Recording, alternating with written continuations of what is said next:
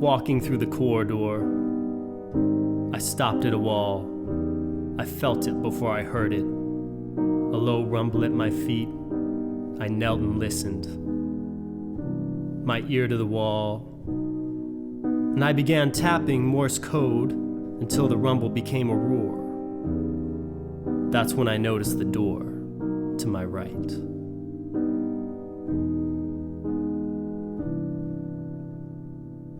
And I tapped more and more until that tap became a dent, until that dent became a groove, and the groove became a crack, and the crack became a crumble, and the snowy white of paint and plaster dusted the tops of my knuckles. The tap became a knock, became a pound, became a dig through drywall stuck underneath my fingernails, and the dig became a caving in until there was an opening. And the roar stopped, and all I heard was shuffling coming from the inky black. I withdrew from the fissure and froze, and then even the shuffling stopped.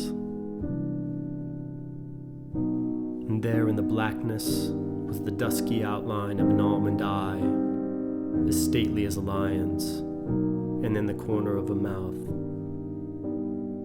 and then nothing. I realized I hadn't been breathing, and as my breath returned, propelled by curiosity and foolhardiness, I knelt to the wall again.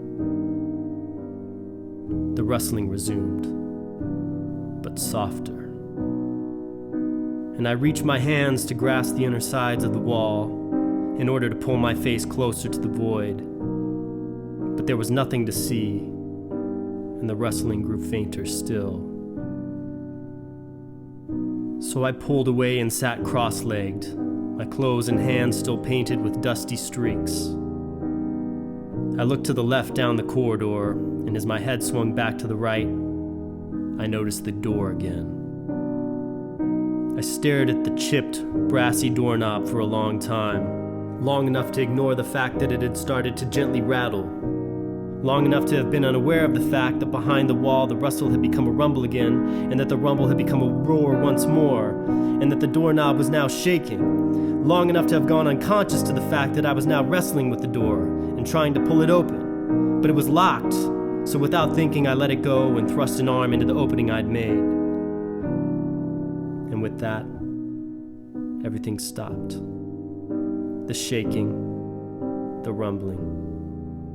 And as crumbs of drywall sifted out of the opening and down to the floor, I heard the soft shuffling and soon felt the gentle brush of something across my hand. And as I did, I pulled my arm away, but the shuffling was still there, and I put a hand back through only to meet another cold, trembling hand, which brushed mine for a moment and then pulled away. So I withdrew again and sat with my head against the wall and listened to the rustling. And after a time, I began to tap out the Morse code as I had before, but the rustle did not become a rumble or a roar. The wall felt good and cool against my temple, and with my other hand, I began to trace the jagged outline of the hole.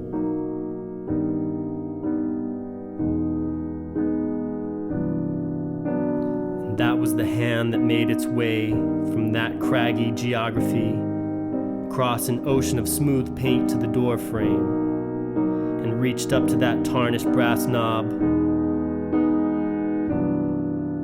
and turned it.